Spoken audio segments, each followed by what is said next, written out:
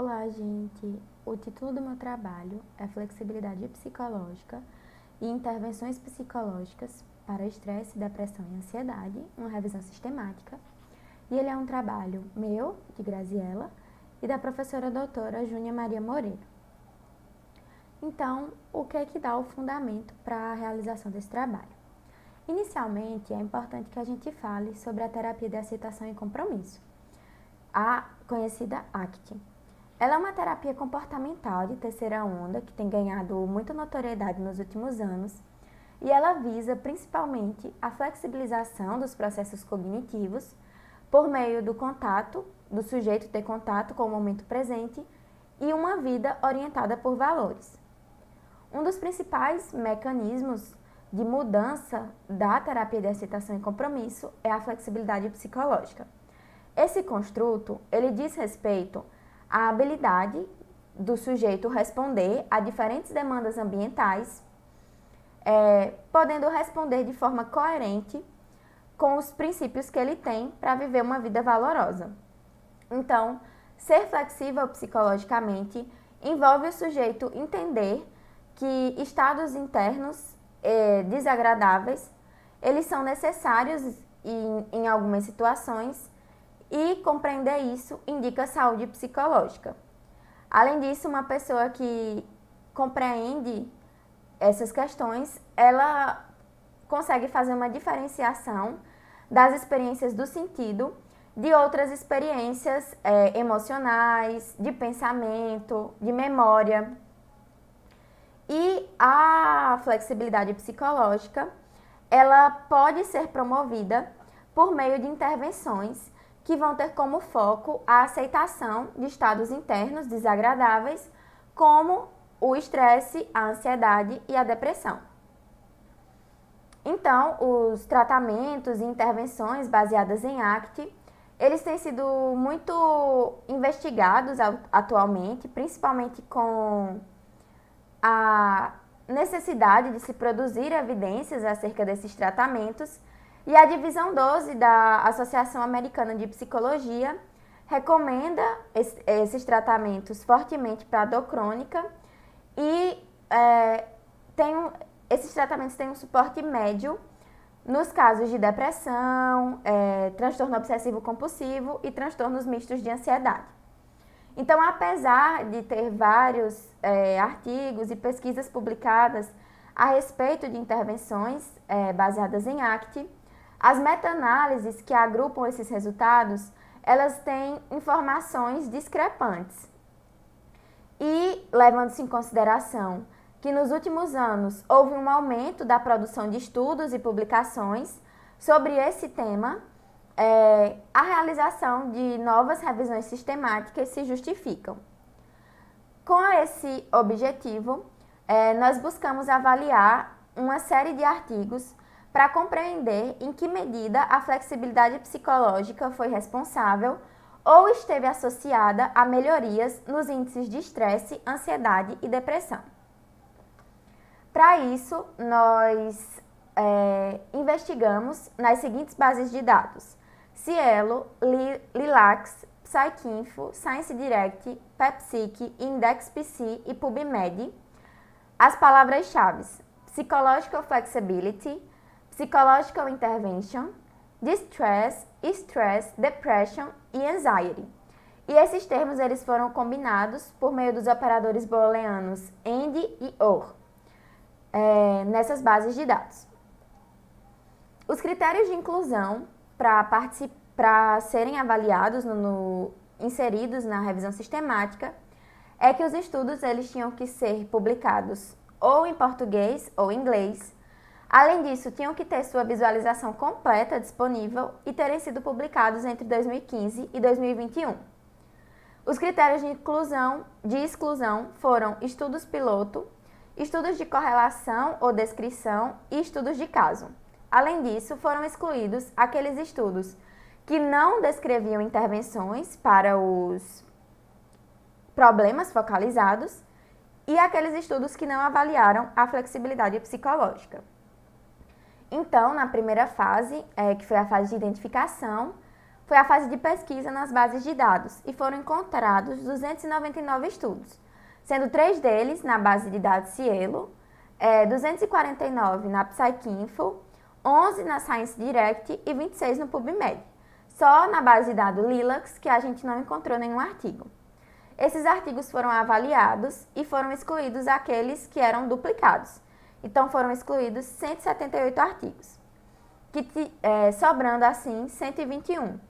Esses 21 estudos, eles tiveram a leitura dos seus resumos realizadas e 102 foram excluídos porque não cumpriam os critérios de inclusão.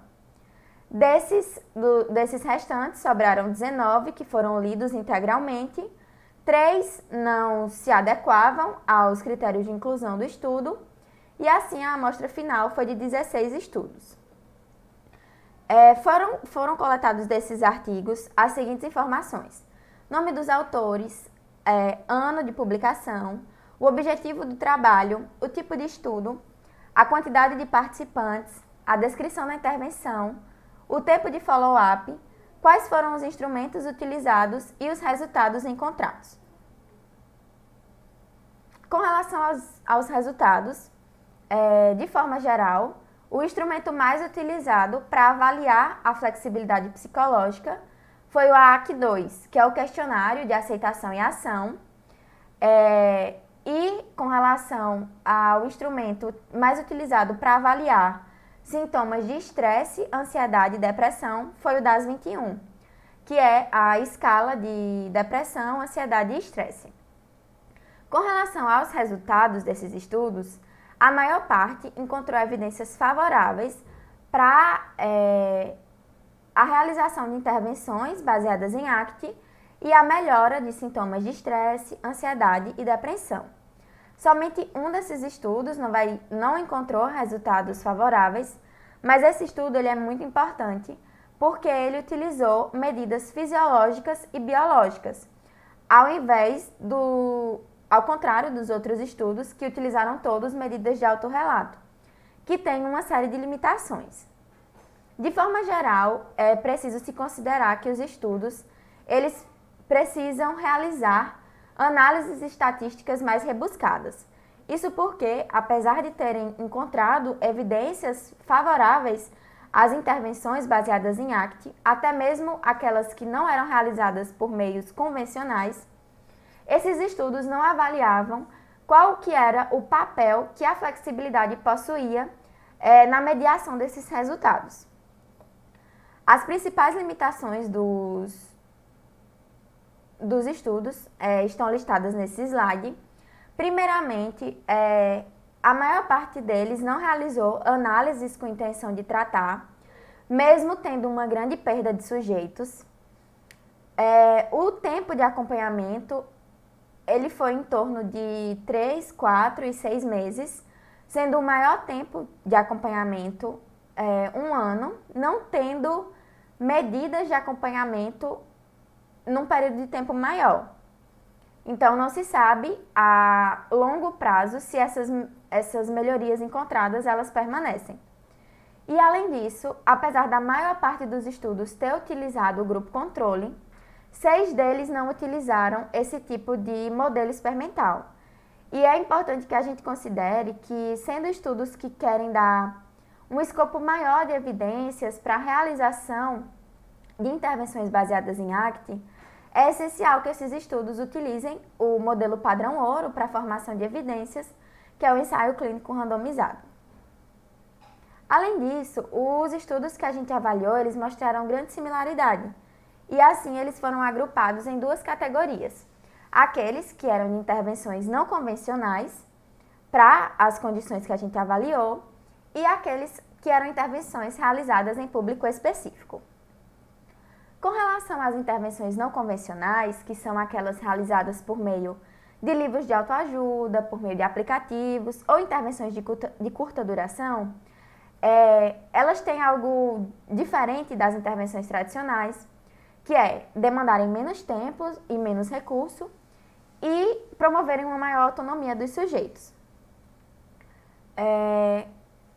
Os artigos que foram agrupados nessa categoria eles observaram uma melhora dos sintomas avaliados após a intervenção. Então, de forma geral, valeu para esse agrupamento o que foi encontrado em todo o estudo. As duas exceções foram o estudo de Werseb e colaboradores, que avaliou se a flexibilidade psicológica ela estava relacionada às melhorias encontradas e não foi observado isso. E o estudo de Gloster e colaboradores, que utilizou medidas que não eram medidas de autorrelato e não encontrou melhorias após a intervenção. Esse agrupamento ele é muito importante também porque ele chama a atenção para a possibilidade de realização de intervenções em contextos de isolamento social, como o contexto da pandemia de Covid-19. O estudo de Sairanen e colaboradores e o estudo de Lapalaien e colaboradores, eles vão falar da utilização de aplicativos e a possibilidade de promoção de saúde mental. Além disso, o segundo estudo, ele comparou pessoas que tinham um apoio face a face com pessoas que não tinham esse apoio presencial e não foram observadas diferenças estatisticamente significativas. Com relação às intervenções em públicos específicos, esse agrupamento diz respeito às intervenções que foram realizadas com aquelas populações com características muito específicas, que são pessoas ou sujeitos que passaram por situações estressantes, ansiogênicas ou de impacto psicológico muito grandes, como no caso de veteranos de guerra, pessoas que possuem condições crônicas de saúde. Com relação a esse grupo, todas as intervenções que foram realizadas foram intervenções em contexto grupal. Todos os artigos agrupados aqui encontraram resultados positivos, encontrando melhorias dos sintomas após a intervenção. Além disso, um estudo ele merece destaque, que é o estudo de Puolacanarro e colaboradores, que avaliou como que a flexibilidade ela media essas relações. E ele deu força para a hipótese de que a flexibilidade psicológica é uma mediadora e é por isso que as intervenções baseadas em ACT são eficazes. De forma geral, então, para concluir, os resultados encontrados aqui, eles são muito favoráveis à realização de intervenções baseadas em ACT visando promover a flexibilidade psicológica. Porém, é preciso se considerar que há ainda uma imprecisão sobre o papel que a flexibilidade psicológica possui, visto que a maior parte dos estudos não analisa esse tipo de interação por meio de análises estatísticas. É preciso se considerar as limitações dos estudos. A maior parte deles utilizaram instrumentos de autorrelato, que possuem uma série de limitações. Alguns, uma quantidade significativa, 6 estudos, não utilizaram grupo controle. Não foram realizadas análises de intenção de tratar na maior parte dos estudos e o período de follow-up não foi superior a 1 ano. Então, se recomenda que sempre que possível, em estudos futuros, que outras medidas elas possam ser utilizadas, como medidas fisiológicas e biológicas.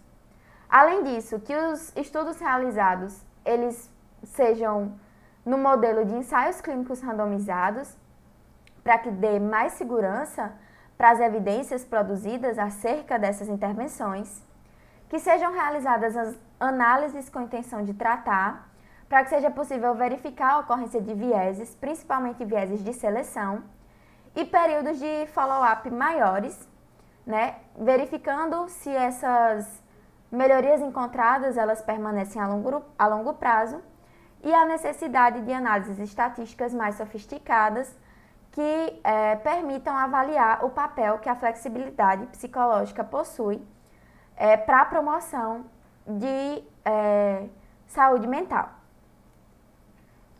Aqui são algumas das referências que nós utilizamos nesse estudo.